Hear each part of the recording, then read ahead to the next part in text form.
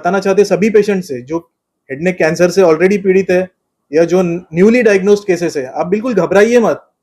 ये एक जर्नी है, एक सफर है। उस सफर में ये मत सोचिए कि वो सफर के अंत तक मैं कैसे पहुंचूंगा। आपको चलना चालू करना है। आप जैसे ही वो सफर से चलना चालू करोगे, आपका सफर खत्म हो जाएगा। लेकिन जितने जल्दी उस सफर को आप चालू करोगे उतना अच्छा है।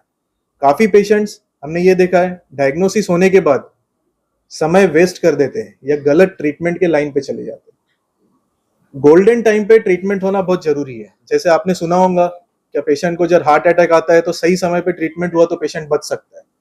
वैसे ही हेड एंड नेक कैंसर में भी जब पेशेंट सही समय पे पहुंचता है, यानी पहले स्टेज में, तो उसको सिर्फ सर्जरी की जरूरत पड़ती है।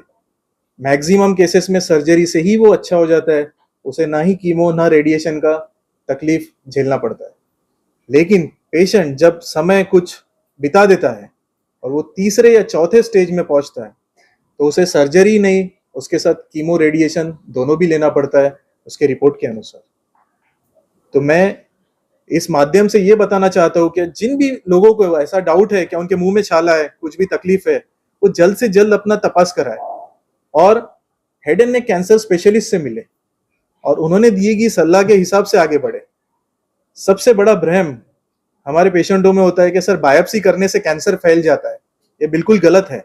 बायोप्सी से कैंसर फैलता नहीं है, बायोप्सी से आपका डायग्नोसिस होता है। दूसरा इंपॉर्टेंट ये कि हर पेशेंट में हमने पेट सीटी स्कैन करना चाहिए या नहीं। हर पेशेंट में पेट सीटी स्कैन करने का जरूरत नहीं है। जो पेशेंट अर्ली स्टेज में, उनमें सीटी स्कैन से ही हमारा डायग्नोसिस और स्टेजिंग कंफर्म हो सकता है। और जिस पेशेंट लेट पहुंचते हैं, जैसे तीसरे या चौथे स्टेज में, उन्हीं पेशेंट्स में पेट सीटी स्कैन करना चाहिए। कुछ पेशेंट्स का ये सवाल होता है, जैसे सर हमारा सर्जरी तो हो गया, अभी आपने रेडिएशन या कीमोथेरेपी क्यों बोला है आगे? ये इसलिए नहीं बोला गया कि उसमें कोई सर्जरी का ट्यूमर रह गया है। जो आपका हिस्टोपैथोलॉजी रिपोर्ट आया है ऑपरेशन कराने के 2 सप्ताह के बाद, उसके हिसाब से जो स्टेज है, उस हिसाब से आपका आगे का ट्रीटमेंट प्लान किया जाता है।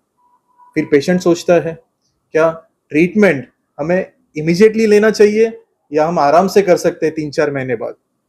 आपका कोई भी आगे आने वाला ट्रीटमेंट जब आप 1.5 महीने से पहले चालू नहीं करते हो, तो वो ट्रीटमेंट का कोई फायदा नहीं होता है। इसलिए ट्रीटमेंट टाइम पे चालू करना बहुत जरूरी है। और जब आपका ट्रीटमेंट पूरा हो जाए, तो सबसे इंपॉर्टेंट है आपको डॉक्टर के साथ फॉलोअप में रहना। फॉलोअप में रहना इसलिए जरूरी है क्योंकि हेड एंड नेक कैंसर में हमने ये देखा है कि 10 to 20%, 10 से 20% रिकरेंस हो सकता है। और रिकरेंस होने के अलग अलग कारण होते हैं। सबसे इंपॉर्टेंट कारण है ट्रीटमेंट कंप्लीट नहीं करना। दूसरा कारण है ट्रीटमेंट से अच्छा हो जाने के बाद फिर से व्यसन चालू कर देना। तीसरा कारण है अपना ओरल हाइजीन अच्छे से मेंटेन नहीं करना।